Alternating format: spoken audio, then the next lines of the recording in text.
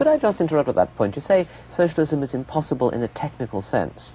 Now, what exactly do you mean by that? It proposes a solution which is not the solution. You cannot, well, it takes a long time, but it's my central problem. Socialism assumes that all the available knowledge can be used by a single central authority.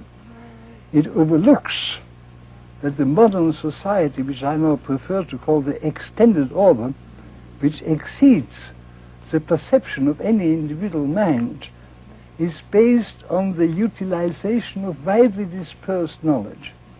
And once you are aware that we can achieve that great utilization of available resources only because we utilize the knowledge of millions of men, it becomes clear that the assumption of socialism that a central authority can command all this knowledge is just not correct. So what you're doing is you're turning on its head the common point one often hears from the left, that because the problems of modern society are so difficult, that they require planning. You're saying because they're so complex, they make planning impossible.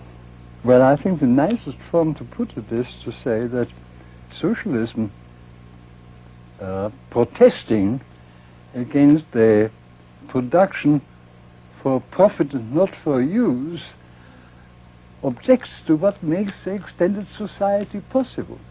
Production for use is only possible in a society where we know all the facts.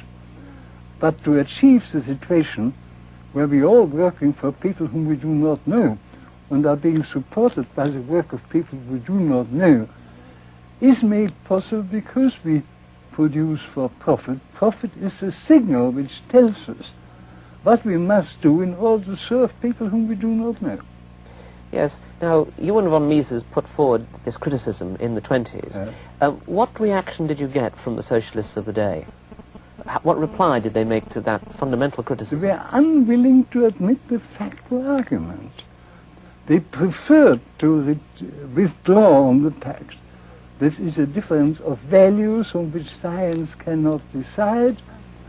Once you accept the socialist values that we must be guided by a conception of just distribution, all the factual arguments are irrelevant.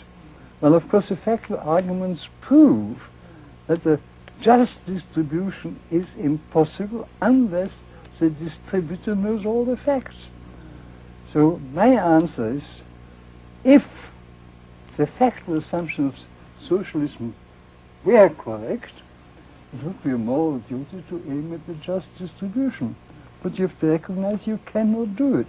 In fact, you can produce enough to maintain the present population of the world only because of a spontaneous process or mechanism which enables you to make use of infinitely more information than any central authority possesses.